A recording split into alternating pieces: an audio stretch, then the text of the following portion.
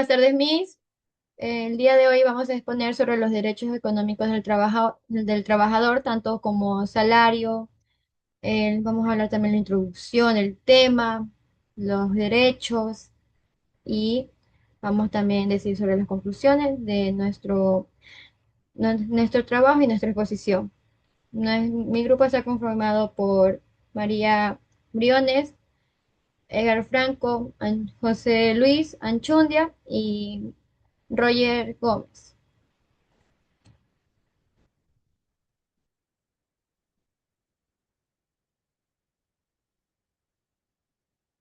Bueno, como les dije, la introducción es que vamos a hablar sobre el derecho, ya que sabemos que el derecho es algo fundamental y en el cual es un elemento esencial para el desarrollo económico y social. Hablaremos también sobre la Constitución, sobre el artículo 33, en el cual habla sobre los derechos, el deber social y la fuente de realización personal, la cual es muy importante en el ámbito del trabajo. Bueno, también hablaremos sobre la base de la economía, el motor del bienestar familiar. También daremos una charla sobre la garantización y remuneración justa en las condiciones adecuadas, las cuales deberían estar establecidas en tanto leyes como derechos. También buscaríamos tanto en el proteger la estabilidad y reconocer el esfuerzo laboral del trabajador. Buenas tardes. Voy a hablar sobre la definición de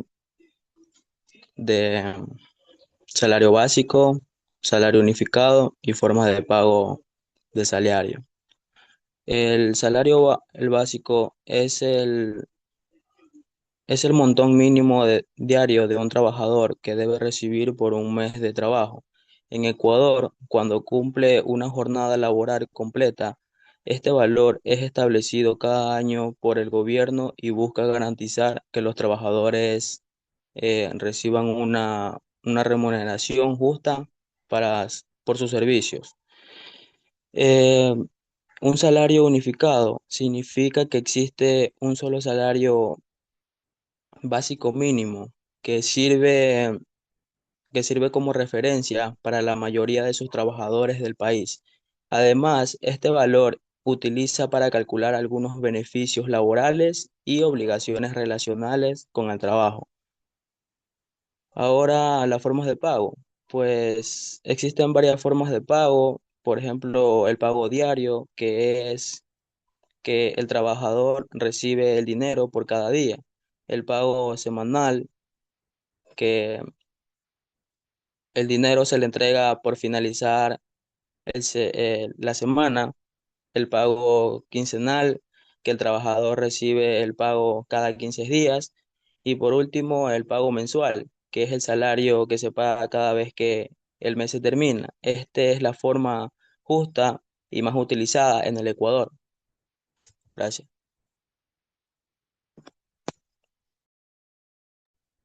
Me toca Anchonde, después va Franco y después María.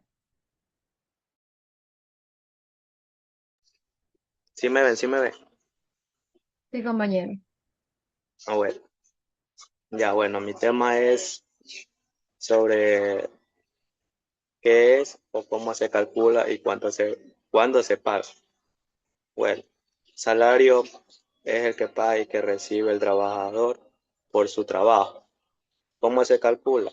Según el sueldo acordado, el salario mínimo por mes, quincena o fin de mes o semana, bueno, o, o día trabajando. Bueno, ¿cuándo se paga? En la fecha acordada entre el empleador y el trabajador, o sea, mensual, quincena o semanal.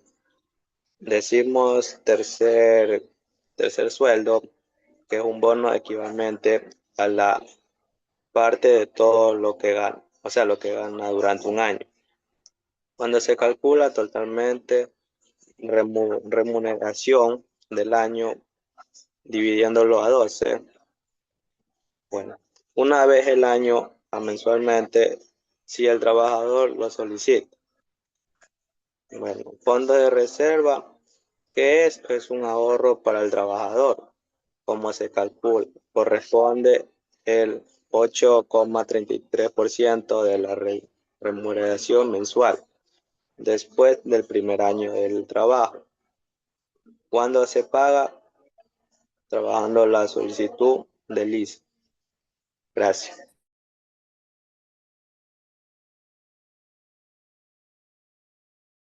Y a continuación yo les voy a dar un resumen de qué son las horas suplementarias, las horas extras con su recargo y sus cálculos. ¿Qué son las horas suplementarias? Las horas suplementarias son aquellas en donde un trabajador labora lo que es después de su jornada diaria. Siempre se realizan antes de la medianoche, en donde el recargo de estas horas son el 50% sobre el valor de la hora normal. La aplicación generalmente cuando se trabaja más allá de la jornada diaria, que serían mínimos antes de las 24 horas, estas se calculan en el sueldo, lo que es la hora ordinaria, sueldo mensual dividido para 200 400 horas. Por segundo tenemos lo que es aplicar el recargo del 50%, en donde su fórmula sería la hora suplementaria es igual a la hora ordinaria por 1,5. Un ejemplo es un sueldo de $720, en donde para sacar la hora ordinaria sería aplicando la fórmula 720 dividido para 240 daría un total de $3, que sería la hora.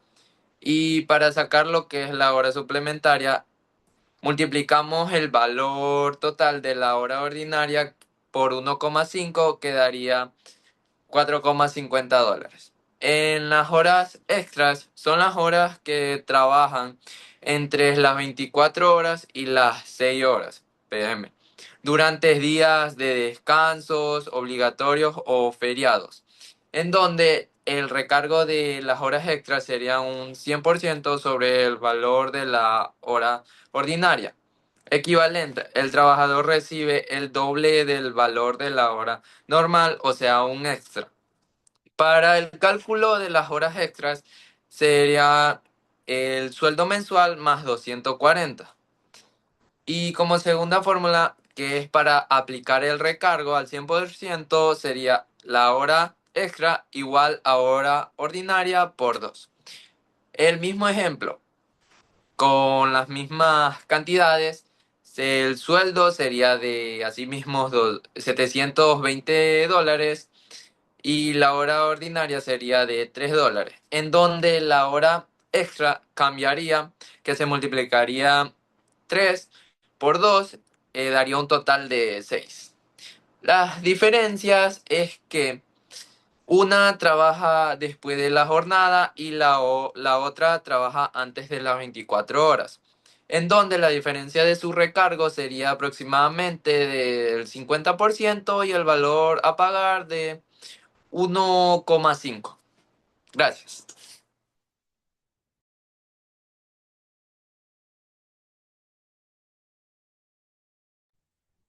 Eh, Buenas tardes. Hoy les voy a hablar sobre los fondos de reserva, qué son, desde cuándo se generan y cómo se describen.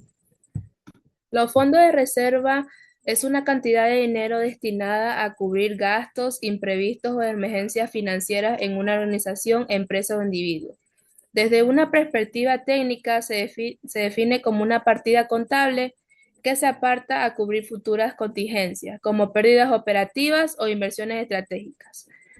Ahora les voy a hablar sobre los fondos de reserva desde cuándo se generan. Se generan a partir del mes 13 de trabajo continuo con el mismo empleador. Esto significa que después de cumplir un año completo de servicio, el trabajador tiene derecho a recibir mensualmente el equivalente al 8,33% de su remuneración como fondo de reserva. Es importante destacar que desde el primer año no se generan fondos de reserva, ya que solo comienza a partir del segundo año de trabajo. ¿Y cómo se describen? Se describen por el pago mensual junto con el sueldo. El trabajador solicita por escrito que el empleador le pague mensualmente los fondos de reserva. El valor se incluye en el rol de pagos como ingreso adicional. Depósito en el IES. Si el trabajador no solicita el pago mensual, el empleador deposita los fondos de reserva en la cuenta individual del trabajador en el IES. El trabajador puede solicitar el retiro de esos fondos cuando cumpla los requisitos establecidos por la normativa. Gracias. A ver, ya, ese. Hablaré sobre los derechos económicos del trabajador. Consti- Esto de aquí se refiere que constituyen el conjunto de prerrogativas de contenido patrimonial que asisten al trabajador en el marco de una relación laboral por cuenta ajena, en el cual es configurado la garantía material de su subsistencia y la de su familia. Tenemos el contenido esencial. ¿A qué me refiero con el contenido esencial? Que tenemos tanto la retribución suficiente y equitativa, a la que se refiere que el derecho al salario mínimo es el interprofesional, en el cual sería la percepción de pagas extraordinarias, y el principio de la igualdad retributiva por trabajo de igual valor, sin discriminación por razón de sexo. Tenemos las indemnizaciones con compensatorias, la cual es un derecho a percibir indemnizaciones tasadas legalmente en puestos de extinción del contrato de trabajo, especialmente en casos de despidos con precedentes. Ejemplo, digamos que 33 días por año, con el límite de 24 de mensualidades. O también podría ser un objetivo que podría ser tanto de 20 días por año con 12 mensualidades. Bueno, también tenemos el descanso retribuidos, el cual es el periodo anual de vacaciones, mínimo 30 días naturales de descanso, semanal, festivos y permisos retribuidos por acontecimientos personales o familiares. Tenemos las prestaciones del sistema de seguridad social, el cual es la cobertura económica ante contingencias como desempleo, incapacidades, la cual serían temporales, o también la jubilación o maternidad, paternidad y otras situaciones protegidas.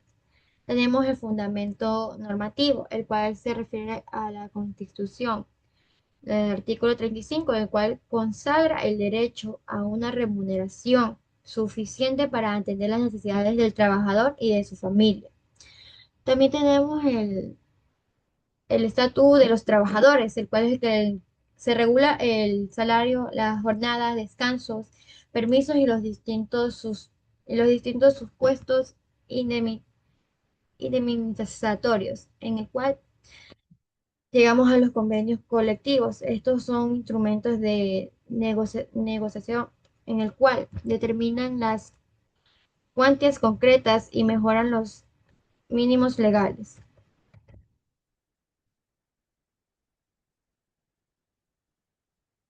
Tenemos la conclusión. Bueno, los derechos económicos del trabajador se erigen de una manifestación del principio como de dignidad y democrático, en el cual es el derecho, bueno, es articulado a través de un sólido entamado, me refiero a que es normativo, tanto como constitución, legal y convencional, ya que garantiza al trabajador su protección, tanto el trabajo que le da como el esfuerzo, tanto los derechos, asegurando que la prestación de servicios no se conviertan en una fuente de precariedad, sino en un instrumento de realización personal y familiar. Muchas gracias.